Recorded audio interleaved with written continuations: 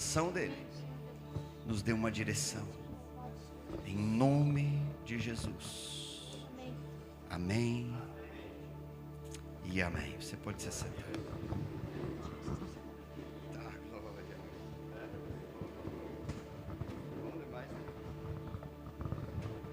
Aleluias, bom dia. Louvado seja o nome do Senhor, amém.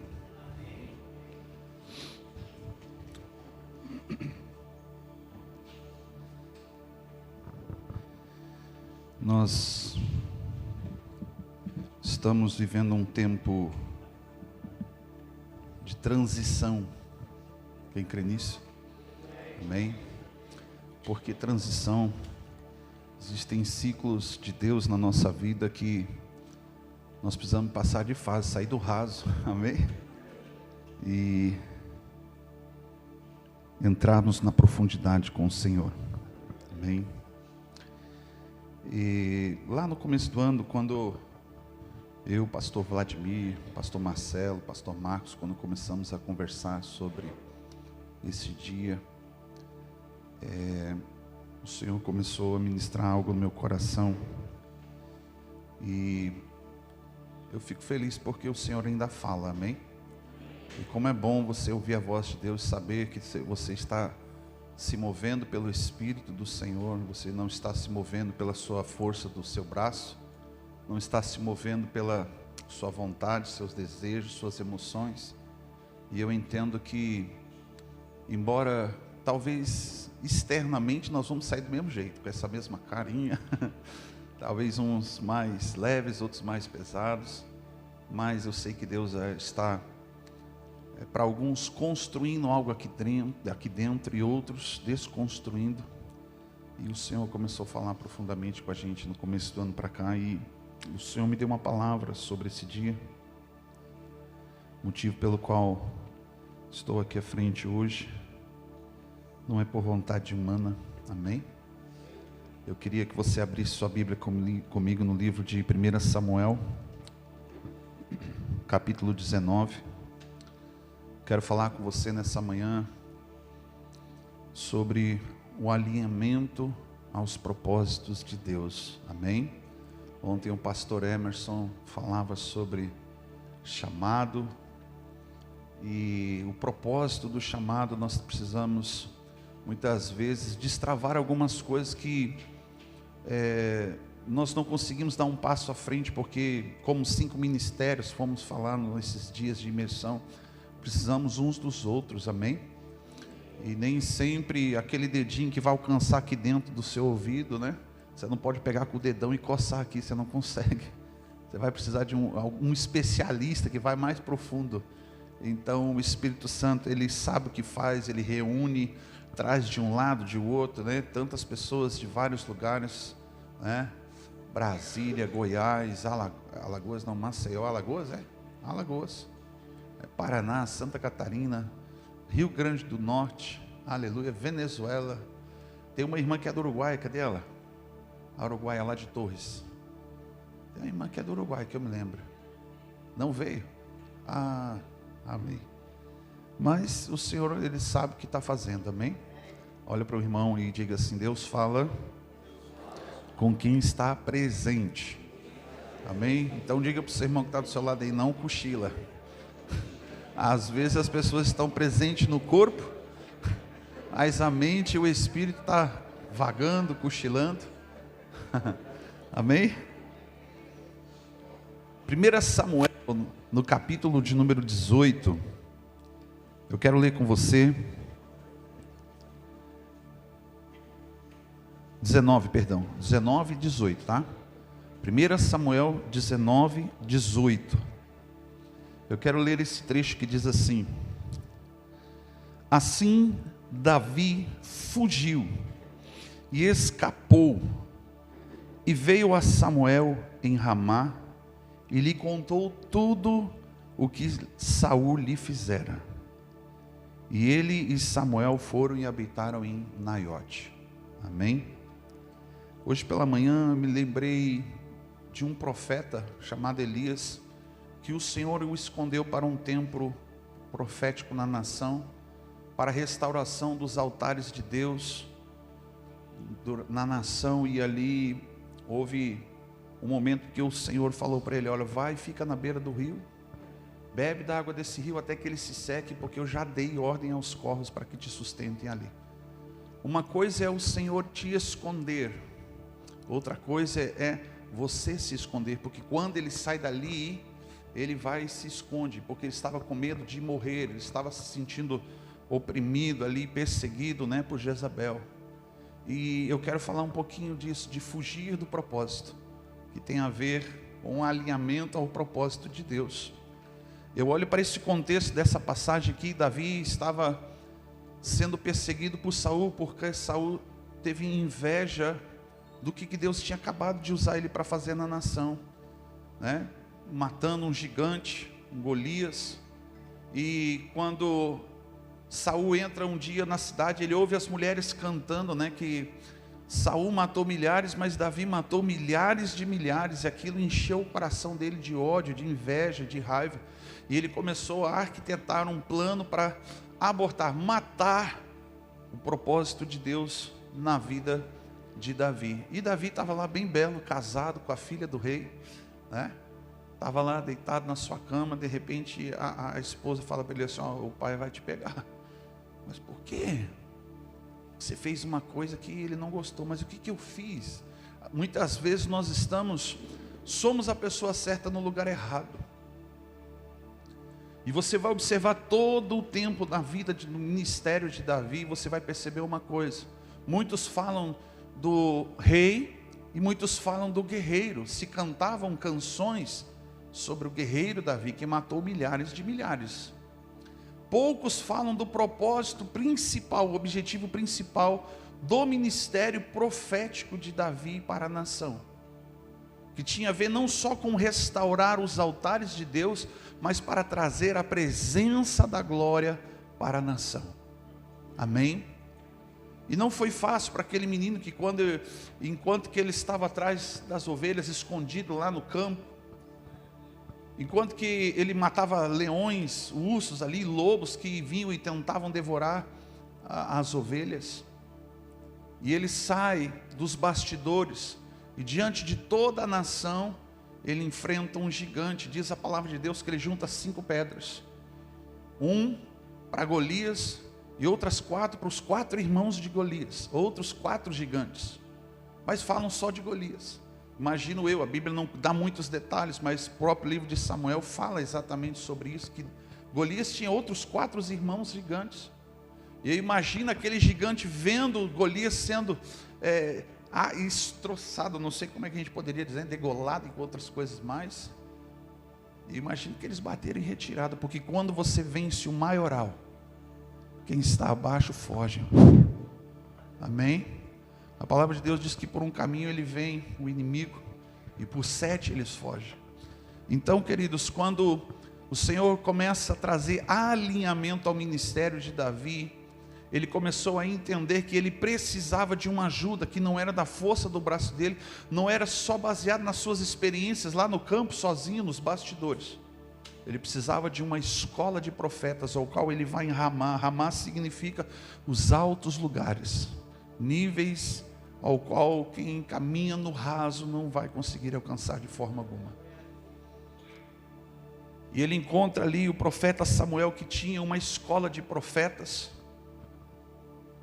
E você observe que essa escola de profeta, ela surgiu por causa de uma rejeição, e não só do homem, principalmente a rejeição contra os planos, os projetos de Deus. Se a gente reverter um pouquinho para Êxodo 19, o propósito de Deus para a nação do seu povo era que todos os homens fossem um reino de reis e sacerdotes. E glória a Deus, porque Deus vai concluir isso, amém? Apocalipse capítulo 1 também fala que esse propósito lá de Êxodo 19 vai se cumprir. Um reino de reis e sacerdotes, uma nação inteira que vai ter acesso à presença da glória de Deus. Mas nós precisamos entender essa linguagem. Embora ele fosse um adorador, um profeta da adoração, ele precisava entender que algumas coisas precisavam ser ajustadas. E quando, pela talvez a juventude dele, né? Eu me lembro quando o Senhor lá, em 1999, quando eu reconciliei com Jesus, muitas promessas, muitas profecias sobre minha vida, homens e mulheres de Deus liberaram, e eu pensei, agora, é semana que vem, né? E a gente não entendia que é um processo, uma construção de Deus, você vai sendo gerado e vai gerando dentro de você, para que chegue o dia, para que chegue o momento. Ontem foi falado sobre José. Já pensou se Deus, se ele antecipasse ou precipitasse, né, para que a promessa de Deus cumprisse na vida dele? Ele era um jovem maturo, que quando recebeu uma promessa diz, olha o que Deus tem na minha vida, e saiu contando para todo mundo, e ele arrumou muitos inimigos. Havia um processo, né? Imagina quando ele estava dentro daquela prisão, perguntando, Senhor, e a promessa? Aonde está a promessa? Discernir o tempo, discernir as estações, discernir o modo de Deus é importante, querido. Sabe por quê? Você pode ser a pessoa certa no tempo errado. Entende? Você pode ser a pessoa certa, fazendo a coisa certa, mas no tempo errado. E lá no início da minha caminhada, da minha jornada, eu tentei, como diz a canção do Júlio, bem que eu tentei vestir a roupa de Saul, mas não deu. Bem que eu tentei. Cadê a igreja? Ser um crente, mas não deu. Entende? Quando Saul chama os seus auxiliares, ele coloca sobre Davi a minha armadura de guerra, ele todo desengonçado, porque a Bíblia diz que Saul era um cara muito grande, tipo o pastor Filipe. E Davi era um menino pequeno. Não sei se saindo da adolescência, todo desengonçado, não conseguia nem caminhar, não tinha mobilidade, não tinha agilidade. Ele se levanta com aquilo que Deus deu para ele. Não foi 5 pedras, não foi uma funda, foi intimidade, fogo e paixão. Amém? E quando eu olho para esse texto aqui, hoje de manhã eu lembrei, Davi também fugiu para preservar a sua vida. Mas ele não fugiu da presença, ele não fugiu do propósito, bem pelo contrário, ele foi ao encontro do profeta, o profeta daquela nação. Diferente de Saul, quando ele aparece na história, a Bíblia diz que ele era covarde, porque ele se escondia, ele não tinha noção que toda a nação sabia que tinha um profeta, e ele disse, não conheço nenhum profeta, eu não tenho dinheiro. O amigo dele falou, não, vamos lá que eu pago para você, para Deus falar com você. E o que me intriga é que quando Samuel unge Saul, a Bíblia fala que Deus dá uma diretriz, uma jornada, que ao longo do tempo ele deveria ali executar. E a primeira coisa é, desce à casa dos profetas, esses mesmos profetas de Ramá, a casa de Samuel. E o propósito para que Samuel, depois que Saul tivesse terminado tudo, Samuel ele ergueria um altar ali, sacrificaria, estabeleceria para todo sempre o trono da casa de Saul. E a Bíblia diz que quando Saul saiu dali, a Bíblia fala assim, e Saul saindo da presença de Samuel, já havia determinado o seu coração em não cumprir absolutamente nada do que o Senhor havia dito. Mas ele vai até a casa dos profetas, o que me intriga é isso. E chega lá, ele é cheio do Espírito Santo, ele é tomado por uma glória, uma unção. Aquele ambiente era algo não só interno, era externo também, palpável, tangível. E a Bíblia diz que ele profetiza. Em outro momento, Davi está lá no final da história, lá, Davi está no mesmo lugar, e a Bíblia diz que Saul manda homens para prender Davi, e eles não voltam. Manda outra comitiva e eles não voltam. E ele falou, eu mesmo vou lá e pessoalmente vou prender ele. E eu imagino a cena, Davi observando, sem correr, sem fugir, porque ele estava seguro no ambiente correto, na presença da glória. E aí vem Saul cavalgando, entrando naquele acampamento. E quando ele se depara, a unção, a glória, o poder de Deus que estava ali naquele lugar, foi tomado sobre a vida de Saul. E ele profetiza. Eu imagino o bug que deu na cabeça e na mente do Davi. Oxe, não estou entendendo nada.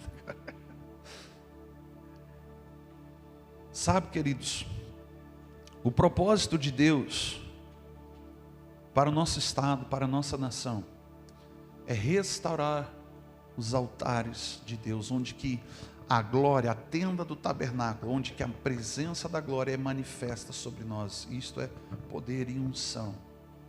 A tenda do encontro. E nós precisamos nos alinhar no propósito de Deus, querido. Sabe por quê? Porque senão você vai ficar escondido, se escondendo em caverna, ou fugindo dos seus inimigos, procrastinando ou protelando o projeto de Deus para a sua vida. Foi falado aqui ontem. Foi falado aqui ontem. Por que Davi foi à casa dos profetas? Eu comecei a fazer essas perguntas. Lá no começo do ano, comecei a escrever algumas coisas. Em primeiro lugar, Ramá, os altos lugares, a casa do profeta da adoração, onde que a presença da glória de Deus ali se manifestava, representava um refúgio espiritual. É como dias assim que nós estamos aqui. Quem aqui ficou agoniado talvez de ficar sem internet, ou não se lembrou que tem igreja, ou que se não se lembrou que tem problemas e coisas para resolver, onde você se retirou para estar com o Senhor. Como é bom, né? Aleluia, Deus é bom. Mas o refúgio espiritual sem a presença da glória vai gerar aquilo que gerou na vida de Elias. Só sobrou eu, morreu todo mundo. Vai olhar de uma visão horizontal, terrena, como Isaías olhava para a nação, do capítulo 1 ao 6, dizendo: esta nação não tem mais jeito. Nós vimos alguns gráficos ali, e a igreja brasileira está caminhando com uma tendência, como aconteceu nos últimos, talvez, 120, 200 anos, né? Do hemisfério norte para o sul, está se apagando, está apagando aquela chama. Mas se nós não abrimos os nossos olhos, se nós não sairmos desta zona de conforto, imagina Davi na casa do rei, estava tudo de bom, casado com a filha do rei, esperando o tempo certo, onde que talvez o rei fosse ficar velho, morrer de velhice. Embora tivesse Jonatas, que era o primogênito ali, que deveria ser o rei, para ele estava de bom talvez. Às vezes nós entramos em alguns lugares assim, que nos tornamos pessoas acomodadas, estamos numa zona de conforto, e está aí, está tudo bem, está funcionando, não está faltando nada. Mas chega um momento onde que Deus começa a trabalhar e forjar não somente um guerreiro, porque ele já era guerreiro, ele já era um rei ungido, mas Deus começa a forjar aquilo que talvez você precise aprender, que enquanto que as distrações, as coisas boas que se acabam, vai fazer com que você se aproxime cada vez mais para a presença da glória. Entende? Se não fosse as suas dificuldades, as suas batalhas, as suas guerras, as suas perseguições, você estaria numa zona de conforto. Efésios capítulo 1 diz que a nossa fé, ela é provada para que algo seja gerado. E eu muitas vezes, quando eu leio esse texto lá na igreja, eu tenho que trazer esse entendimento, porque Deus sabe como que está a sua fé, sim ou não? Mas você sabe como que você está, e aí você não consegue visualizar, você não consegue sair de dentro de você e olhar para você mesmo, e você vai precisar de alguém que vai olhar para você e vai dizer: olha, você está assim, você está assado. Vai colocar um espelho muitas vezes, e quando ele coloca um espelho na sua frente, você talvez não se reconheça e diz: não, eu não sou assim, Deus que me livre. Não. Mas Deus faz essas coisas, porque a aprovação da vossa fé é para mostrar para você como que você está.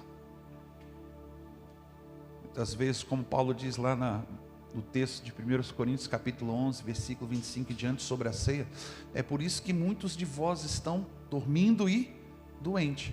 porque não discernem o seu lugar no corpo. Não discernem.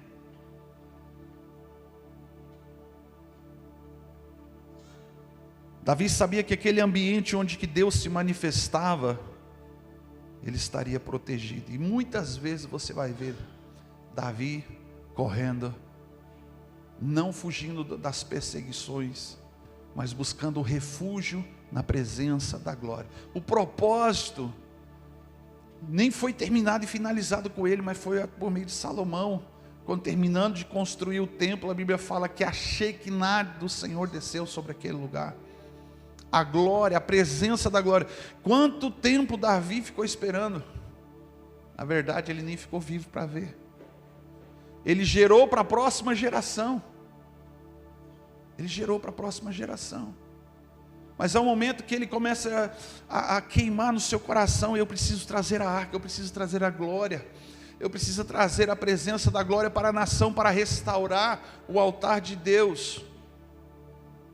E ele encontra dificuldades, por quê? Porque ele não conhecia muito bem a palavra, ele não sabia como se conduzir, como conduzir a glória de Deus. E esse é um dos maiores problemas da nossa nação. Tem gente que não sabe se conduzir, não sabe carregar a glória de Deus. Uns por medo, outros por falta de entendimento, outros por loucura, outros por emoção. E quando ele determinou no seu coração, ele vai consultar as pessoas erradas. Embora fossem os conselheiros, fossem os seus soldados, seus generais, os sacerdotes, ele deveria ter consultado Deus. Como? Porque era propósito de Deus que a arca fosse restaurada no seu devido lugar. Mas ele não discerniu como, ele não buscou.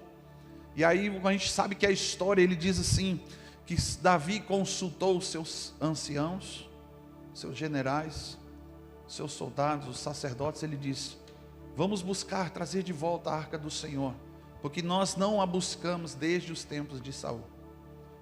E você rebobina a fita, você vai ver que a arca havia sido perdida numa batalha, né? Os filisteus levaram a arca no meio da batalha, porque os 2 filhos do sumo sacerdote Eli haviam levado a arca, a presença da glória, a arma certa, de forma errada. E ali a Bíblia diz que a arca ficou diante da estátua de Dagon, e houve confusão no arraial do inimigo. E a Bíblia diz que a arca foi devolvida, não do jeito que eles receberam. Ela foi posta em cima de uma carroça, e essa carroça foi colocado lá ouro, muitos presentes, oferendas, e foi deixado num campo. E aquela carroça representa o sistema pagão de adoração, o sistema filisteu de adoração. Representa a força do braço, a maneira com que o homem conduz a sua vida, porque uma carroça você senta à frente, toma a rédea e vai boi, e vai boi. E a Bíblia ficou muitos anos na casa de um homem, e a Bíblia diz que o Senhor abençoou aquela casa. Havia 2 meninos ali, que quando aquela arca entrou, Uzá e Aiô, os 2 filhos de Eli, fala comigo, Ofni e Finéias.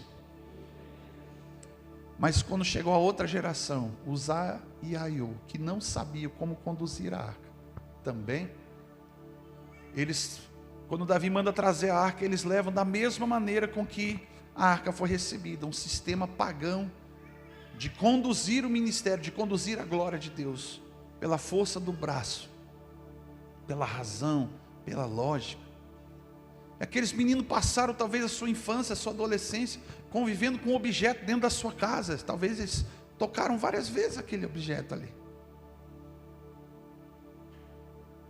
mas nada acontecia, porque eles não estavam exercendo o ministério até então. Mas quando chegou o momento de exercer, a Bíblia diz que a carroça andava num lugar chamado Eira de Nacon.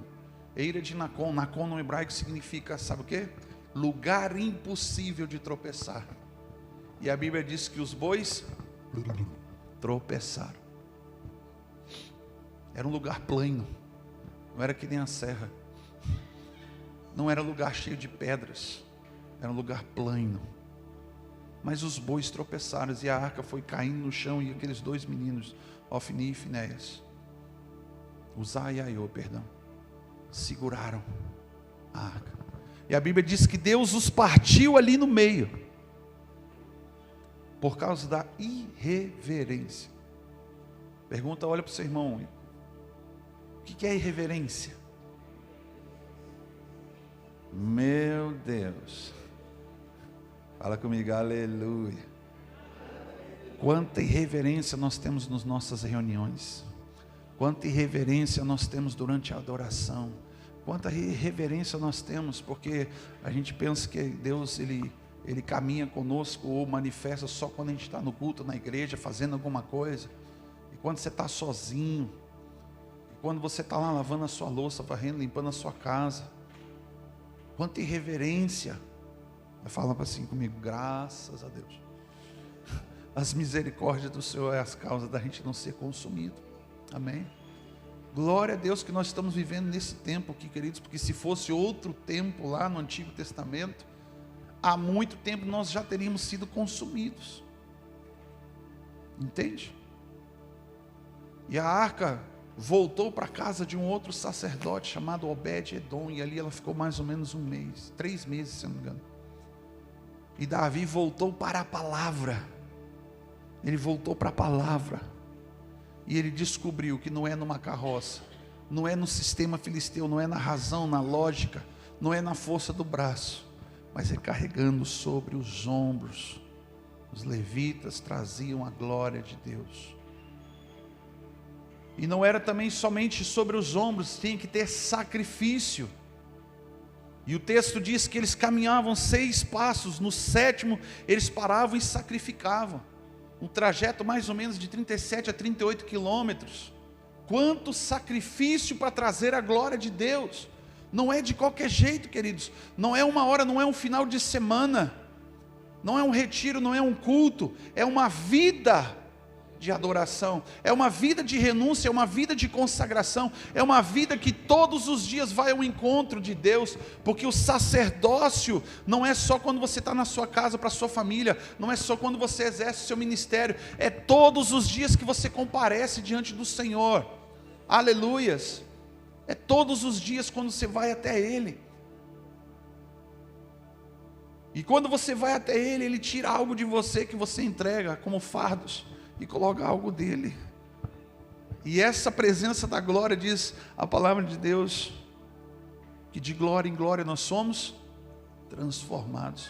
O que vai mudar a nação, o que vai mudar a tua vida, o que vai mudar as nossas igrejas, não é teologia, não é liturgia, não são estratégias. O que vai mudar a nossa nação não é a política, não são pastores, não são 5 ministérios.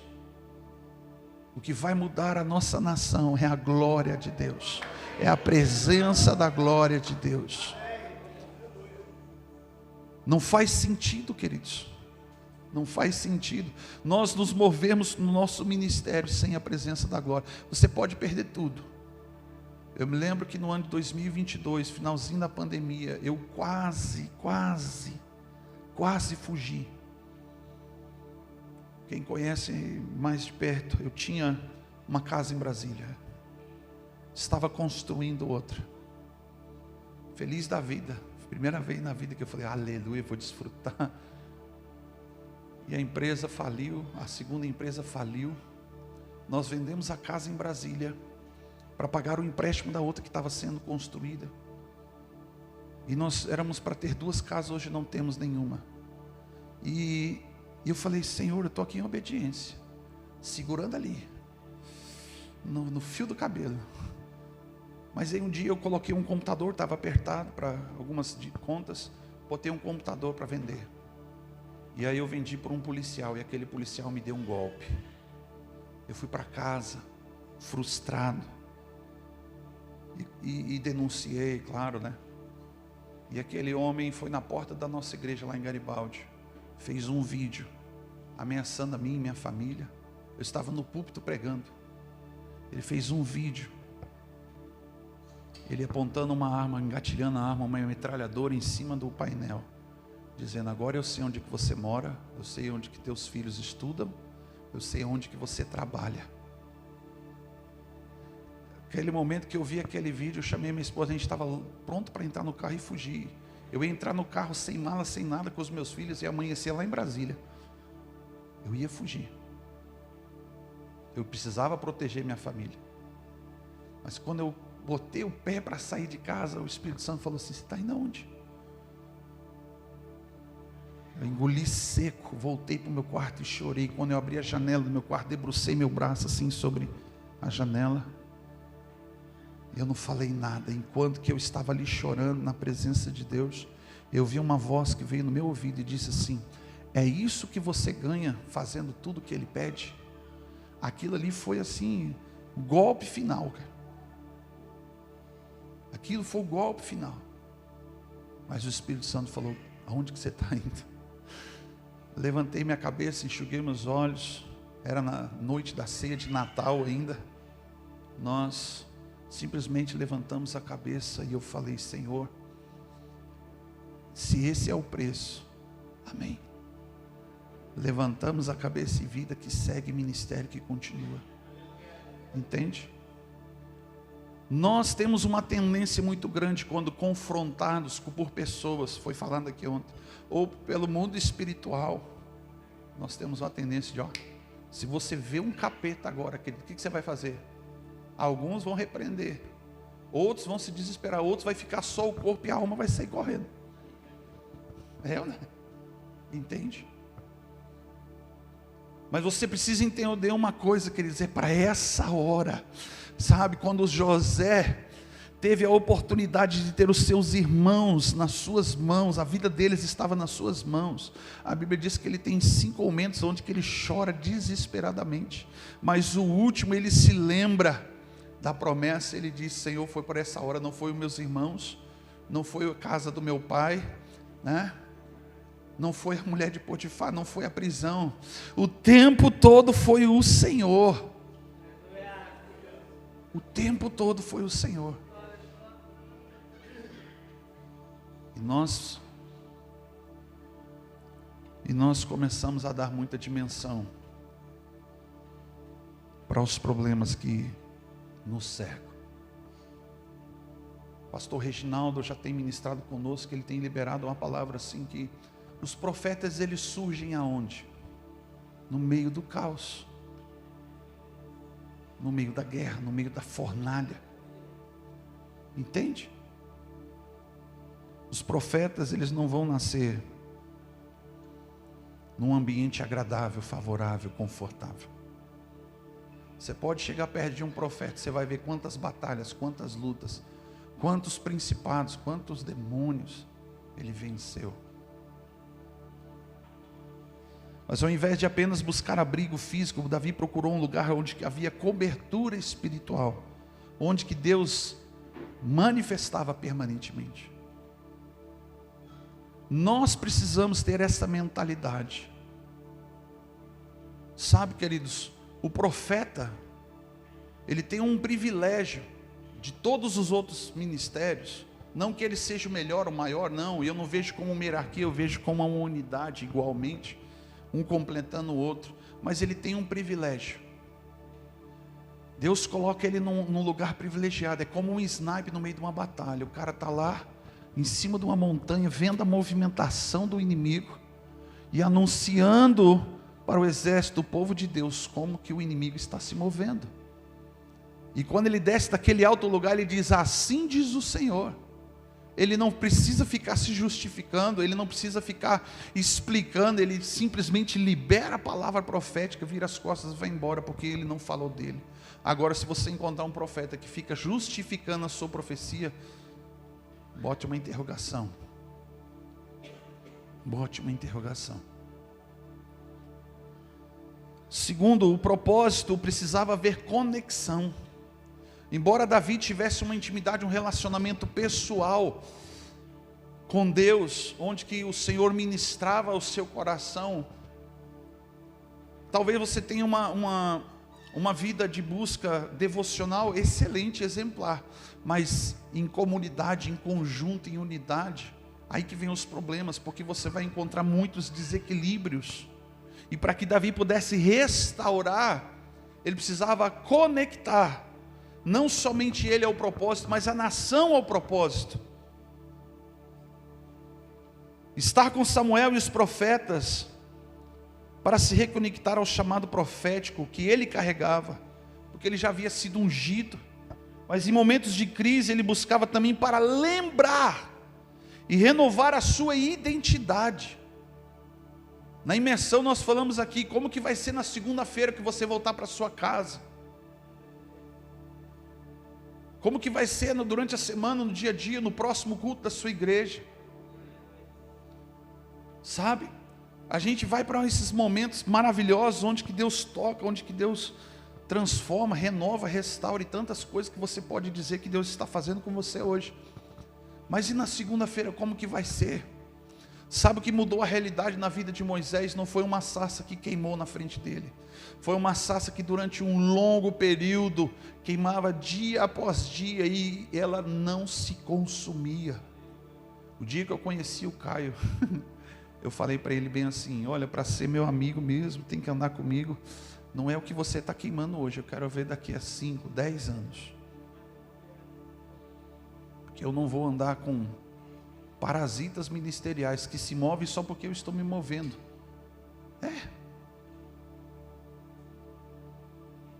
A palavra profética é bem direta, é dura,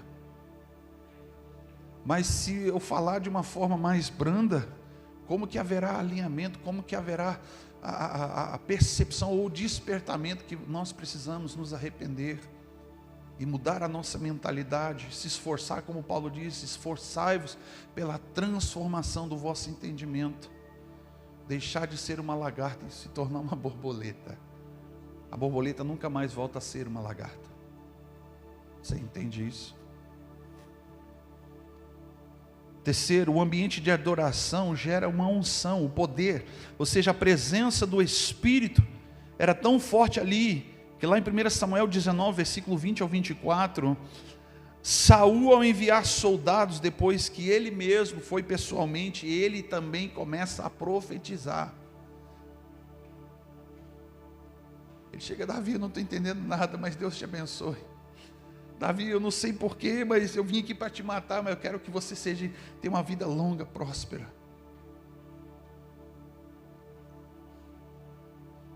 A presença da glória de Deus vai fazer com que até Satanás, como diz a pastora Teresa, trabalhe em seu favor.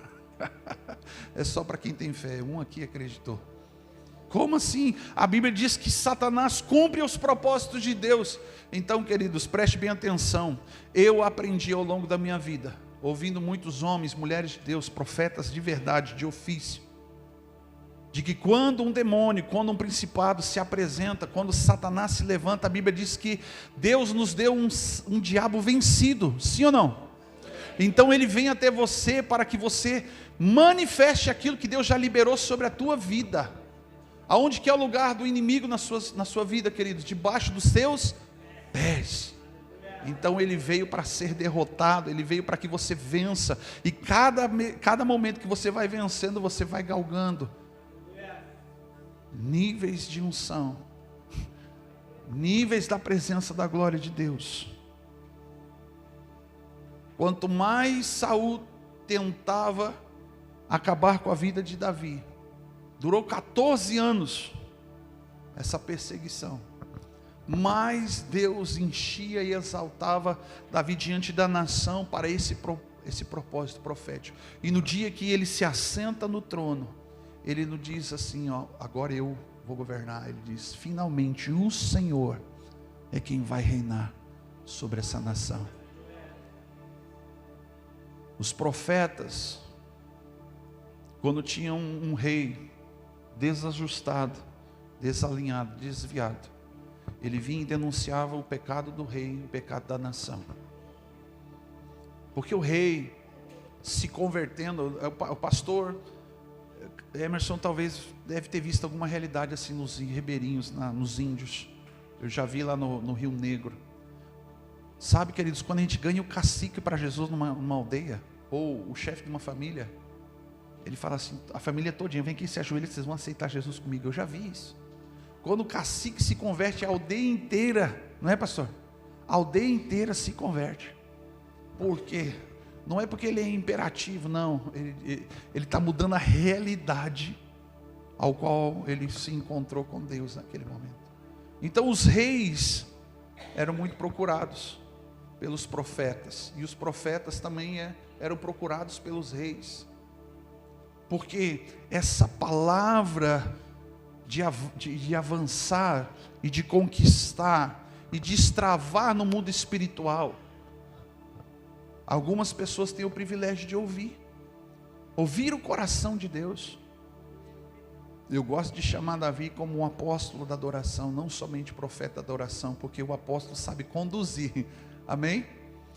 O profeta, ele vem e libera assim, ó, uma coisa bem maluca muitas vezes, sem sentido, aí você vai 2, 3 vezes para poder entender, pede, começa a anotar, começa a escrever, mas o apóstolo, ele pega aquela direção de Deus, ele sabe conduzir, levar para aquele tempo, para aquele momento, para aquele lugar. E nós estamos vivendo isso na nossa nação. Esses últimos tempos, onde que o apostólico e o profético nunca foi tão necessário. Nunca foi tão necessário. A Bíblia diz que quando não há profecia, o povo se corrompe. E Paulo diz, olha, vocês têm muitos filhos, mas vocês não têm poucos pais. Ele está falando de uma voz apostólica, porque o pai é que dá destino, é o pai que trabalha os filhos, os discípulos, entende? E olha, eu me arrisco em dizer aqui, o texto não disse muito claro, mas Davi foi um discípulo daquela escola de profetas, foi um discípulo do profeta Samuel, que aprendeu a conduzir a nação para experimentar e viver a glória de Deus. Isso mostra que Davi,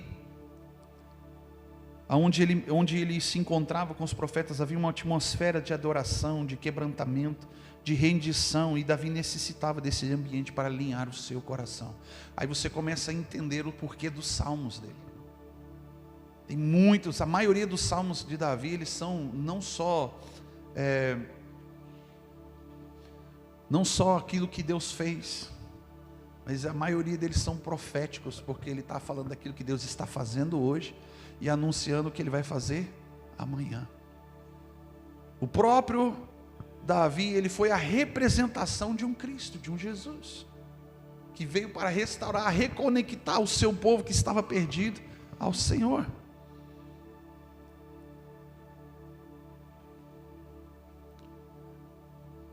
O refúgio de Davi não foi numa caverna, mas foi num ambiente de glória, onde ele correu para onde que Deus estava manifestando a sua glória. Há momentos em que lá na serra eu sinto que eu preciso me reconectar com a presença da glória de Deus, e eu com a minha esposa a gente faz um propósito, fala assim, Senhor, a gente precisa dar um ajuste aqui e ali, e a gente corre para o meio dos profetas, eles são tudo maluco, eles te ungem na entrada, te ungem na pregação, te ungem na hora da oração e te ungem na saída. Cansei de ir para casa assim, ó, da cabeça até dentro da meia do tênis, assim, cheio de óleo. E eles vêm, te sacode, te enche de tábua. Mas um dia eu não entendi, eu vi o meu pai fluindo nessas coisas e eu acreditava porque era meu pai. Mas eu via algumas pessoas fazendo e falei, não, isso não é de Deus não. E girando no manto, eu falei, credo, eu já vi isso lá na macumba. Mas um dia eu falei assim, Deus, se isso vem do Senhor, se isso é do Senhor, eu quero ver, eu quero experimentar, eu quero viver isso. Porque eu não vou ficar só na beira da praia, eu não vou ficar só de longe olhando no meio da multidão. Eu quero tocar onde que ninguém está tocando no Senhor. No Antigo Testamento, o Senhor mostrava o que Ele estava fazendo. Aí vem o livro de Cantares, ele fala assim, ó, quem é esta que aparece como a alva da manhã? Ele está falando de uma noiva que está surgindo. E a partir dali do livro de Cantares, ele está anunciando algo que o Senhor vai fazer no nosso tempo, ou seja, o tempo da graça. Ele está dizendo que está surgindo uma geração, um povo, sem placas, sem ideologias, sem teologias, mas um povo que está enquadrado dentro do capítulo 5 de Gálatas, que não tem lei que aprisione, não tem teologia que aprisione, eles são livres, contra essas coisas não há lei, está dizendo lá no texto. E essa geração, ela está sendo convidada a fazer junto com o Senhor. No Antigo Testamento Deus fazia e mostrava, vem ver. Agora no Novo Testamento o Senhor está chamando, vem faça comigo. Entende? Aonde estão os Samuéis, os Davi, os Elias da nossa geração? Homens que viveram por uma causa, homens que entregaram as suas vidas por um propósito. Ministério profético nunca foi tão necessário, mas nós olhamos principalmente para as deformidades, para as coisas erradas, para os exageros. Mas havia um profeta na Bíblia, que a Bíblia fala que ele já fazia tempo que não profetizava mais, a cidade inteira se corrompeu e ele se tornou um homem passivo. E Deus levanta um profeta e diz, olha, vai pelo caminho que você for, você não volta, e profetiza o que eu vou te falar. E quando ele profetiza, a Bíblia diz que o altar rachou, quebrou no meio. E quando ele está indo embora, o profeta velho, o ancião, descobriu que o Senhor havia falado, havia sentenciado aquele lugar. O que ele faz? Ele chama aquele homem e diz assim, o Senhor falou comigo, vem aqui, passa a noite aqui em casa, descansa. Aí foi o outro dia, não, mas o Senhor falou comigo, não, fica aqui mais um dia, o Senhor também falou comigo. Ele não foi obediente, ele não foi fiel à palavra. E quando ele chegou o momento em que aquele profeta velho libera ele saindo da cidade, um leão veio e devorou, porque ele havia profetizado, olha, porque você não foi fiel à palavra do Senhor, um leão vai surgir e vai te devorar. E aquele profeta velho lamentou tudo aquilo, porque você observa, queridos, que quando Deus começa a levantar meninos, homens, mulheres que carregam uma chama, que carregam uma palavra, sempre vai aparecer pessoas para boicotar e travar o seu ministério, o seu chamado, queridos. E como é difícil, mas isso faz parte do processo da forja de Deus, faz parte do processo. Se lá no início da minha caminhada, da minha jornada, eu quisesse e tivesse insistido muito em viver as coisas que o Senhor está concluindo e fazendo nesses dias, eu já tinha há muito tempo me perdido, teria virado talvez um artista gospel, bem provável. Mas muitas vezes eu sentia, quando eu começava a botar o pezinho assim, eu sentia o Senhor, volta, volta, volta, volta. O dia que eu fui realizar meu sonho, eu recebi um convite lá na escola do Clamor, para gravar com o pastor Ricardo. Eu falei assim, chegou minha vez, aleluia. E aí eu fui descer a escada assim, para pegar minhas coisas, e já me preparar. Eu descendo a escada, o Senhor falou para mim assim, não é você. Eu falei, por que, Jesus? É o fulano, ele não me deu resposta até agora, mas eu obedeci. Eu obedeci.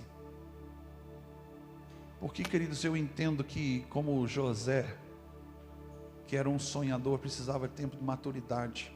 Amém? A Bíblia fala que a criança, o menino, embora ele seja dono de tudo, herdeiro, ele tem tutores. Ele tem tutores que vão cuidar, que vão discipular, que vão ensinar, que vai conduzir, que vai botar um pé no freio dele até que ele chegue à maturidade de viver isso. Eu dou glória a Deus e graças a Deus pelo meu pai. Muitas vezes meu pai fez o que eu fiz com a Margarete.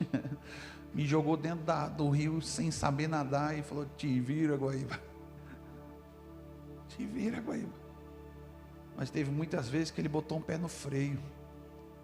E eu falava assim, pai, por que está fazendo isso? Ele falava para mim que nem Jesus falou para Pedro, hoje você não entende, mas um dia você vai entender. Quando tu te converter, tu vai entender. Nós precisamos abrir o nosso entendimento, queridos. Que nós não podemos voltar para nossas casas, voltar para nosso ministério, nossa igreja, com a velha forma. Não que não foi necessário, mas a Bíblia diz que o maná de ontem não serve para hoje. As vestes do inverno não servem para o verão. As estações de Deus estão mudando e nós precisamos nos adequar. Nós precisamos nos adaptar com esse mover, essa transição que Deus está fazendo com a igreja brasileira, e nós fizemos parte disso. Nós fizemos parte disso. E se você entende o que você carrega, queridos, se você tem promessas, palavras de Deus, profecias sobre a tua vida, querido, olha, como o pastor ontem falou aqui, ó, aprenda o mais rápido possível o que o Senhor está te ensinando nesse deserto.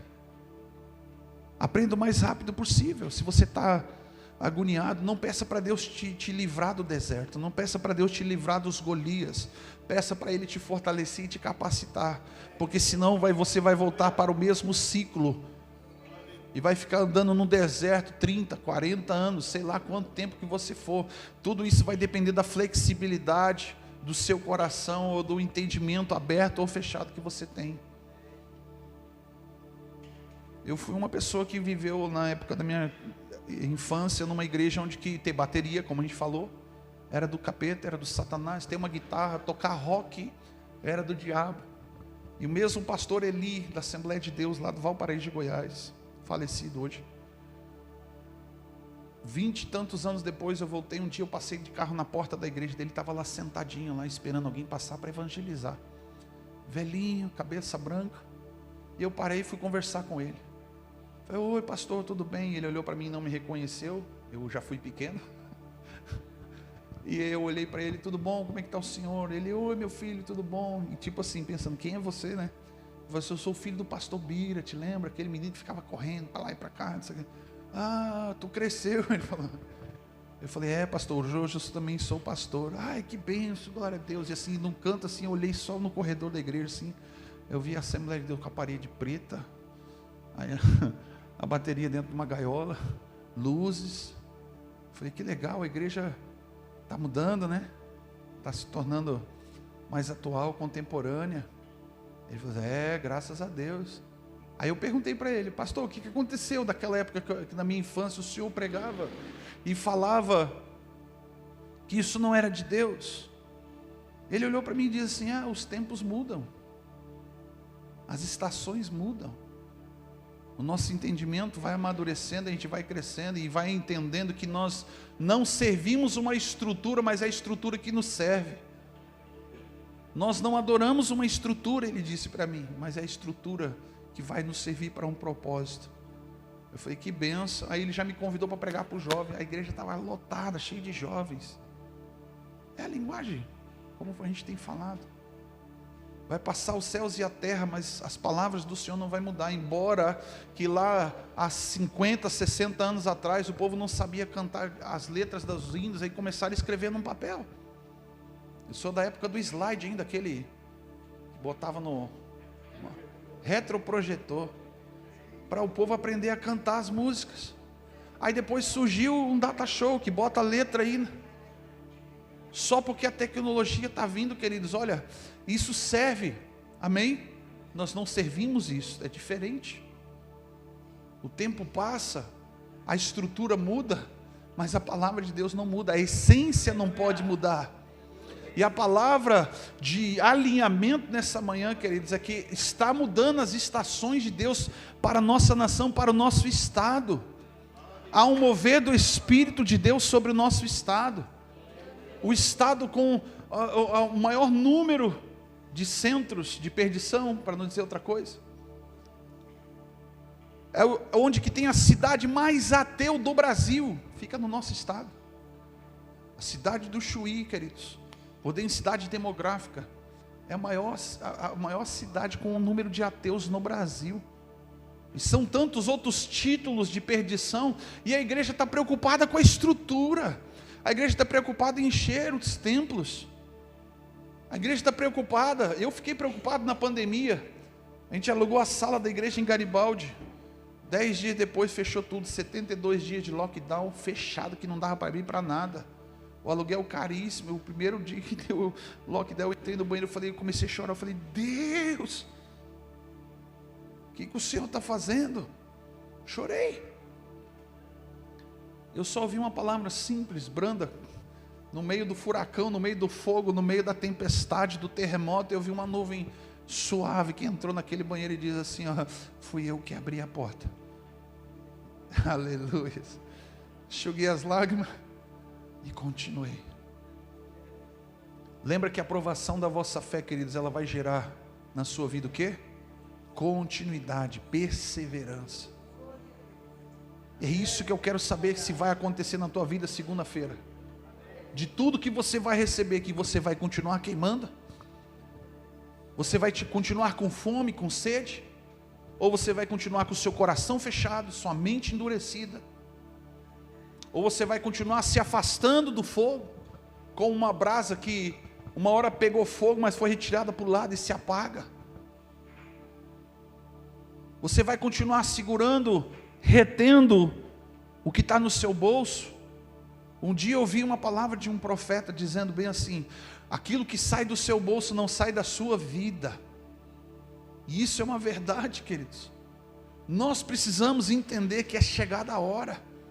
É chegada a hora, queridos. É a chegada a hora da manifestação dos filhos de Deus. Nós precisamos, sabe, queridos, carregar essa identidade com responsabilidade, não fugindo do propósito, não se escondendo, não temendo pela sua própria vida ou pelos seus recursos. Você vai levar o que para o céu? Pastor, ontem me perguntou um negócio: você entregaria o seu filho para ser um missionário lá na China ou na Coreia do Norte? Aleluia.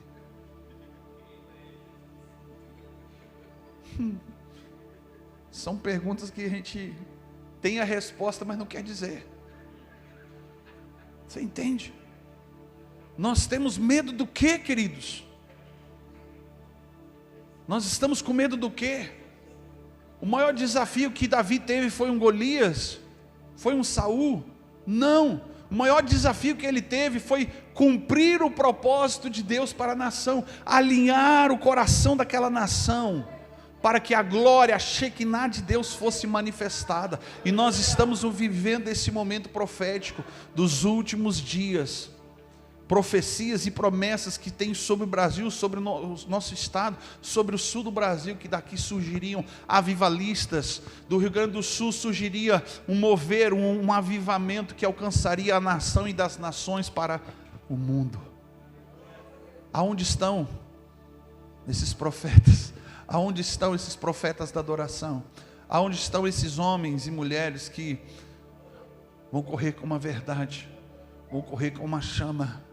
No ano 2000, quando um homem chamado Judson Oliveira, o pastor, ministrou na minha vida, e diz assim: se o fogo do Senhor estiver no seu coração, por onde você passar, avivamento vai chegar. E avivamento não é quando a tampa da chaleira salta, é quando o fundo, ou seja, queridos, avivamento para mim é quando alguém está entregando a sua vida para Jesus, é quando alguém está se arrependendo, é quando alguém está sendo curado, é quando um cego está vendo, é quando o surdo está ouvindo, é quando o paralítico se levanta numa cadeira de rodas.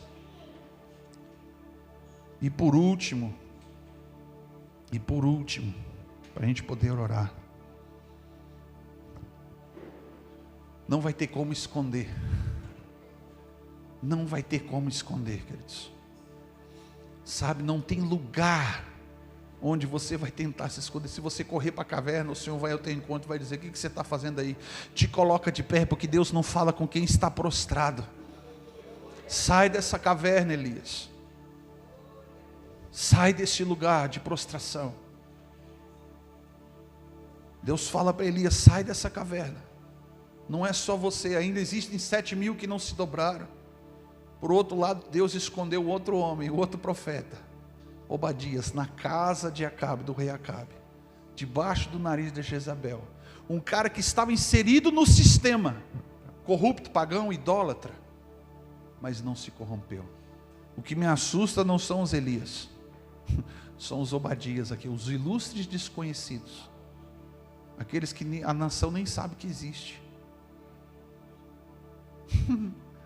É esses que me apavora, entende? É esses que vão causar um impacto tão grande na nossa nação. Outras nações já há algum tempo vêm correndo e estão olhando para o Brasil, esperando você, esperando você, esperando você. Em 2017, um dia Deus me deu um sonho. Eu ainda não estava no Rio Grande do Sul, não havia nem conhecido os irmãos menonitas. E Deus me deu um sonho. Eu via pessoas chorando no canto, pessoas ajoelhadas dentro da sua casa, na beira da cama, angustiado dentro do banheiro chorando, olhando no espelho chorando. Eu falei: Deus, o que é isso? O que é esse povo? E o Senhor, o Espírito, falou muito forte comigo, dizendo assim: esse é o povo que está te esperando já faz alguns anos. E aquilo me causou um temor. Eu falei: Deus, aonde que é esse povo? Eu não sabia. E hoje eu consigo ver o rosto de alguns deles aqui. Aleluias. Hoje eu vejo o rosto de alguns deles, pessoas que eu nem conhecia na época, mas antes da gente se conhecer pessoalmente, o Senhor já havia mostrado vocês. E eu precisei dizer um sim: Jesus, eis-me aqui. Quando você é levado como Elias para uma atmosfera, um ambiente agora que a ótica não é da terra para o céu, mas do céu para a terra. Isaías, ele mudou a sua perspectiva e diz: agora sim tem jeito, agora eu creio, agora tem esperança. Eis-me aqui, me envia. Entende? Não tem idade, não tem classe social, não tem experiência. Tendo experiência, sendo rico, pobre, seja, sei lá qual for a sua realidade de vida, Deus escolheu você, queridos. Deus escolheu cada um de vocês para impactar a sua família, a sua cidade, a sua igreja, esse estado, essa nação e o mundo. Porque não é você sobre a glória, mas é o que você carrega da glória de Deus. É por isso que nós precisamos entender que o poder, a unção, ela é manifestada para um propósito. Ele te ungiu para manifestar a glória dele aonde quer que você vá. Aonde quer que você vá. Talvez a gente não veja isso. Nós estamos, entre os 40 e 50, estamos transicionando, e nós olhamos hoje, a gente muitas vezes retém o óleo, o azeite de ungir, de empoderar a próxima geração, porque a gente tem medo. A gente vê os erros, os pecados dos nossos pais, ou aqueles que não tiveram pais, mas olha para a próxima geração e tem medo de empoderá-los, de ensiná-los, de instruí-los, de discipulá-los, como a palavra discípulo significa filho, ou seja, criá-los para Deus.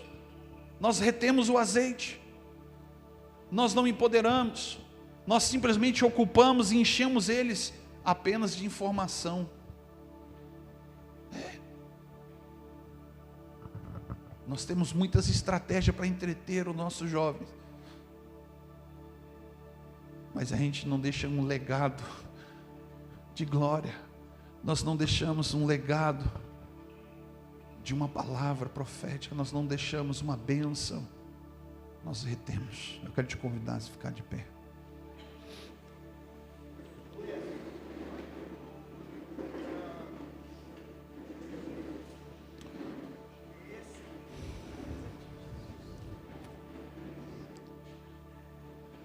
Nessa manhã nós temos aqui muitos profetas, muitos apóstolos, pastores, mestres, líderes, e isso é para a edificação do corpo de Cristo, isso é para a edificação da igreja. Mas nós estamos aqui como igreja, todos nós somos parte de uma igreja, e se não discernirmos o nosso lugar, o tempo, as estações do Senhor, vai passar a nossa geração, e talvez nós não vamos ver, como a avó do meu pai, que orou e intercedeu por ele há muitos anos, não viu a conversão dele, mas meu pai alcançou toda a sua família para Jesus, e ela profetizava sobre a vida dele, abençoava a vida dele. Eu sei que Deus honrou a oração dela. Eu sei que Deus vai honrar a nossa oração. Mas aqui nessa manhã nós temos alguns tipos de pessoas. Alguns que vão escrever a história do que os outros estão fazendo. Outros vão ler a história do que as pessoas estão fazendo. Mas outros vão fazer a história de Deus.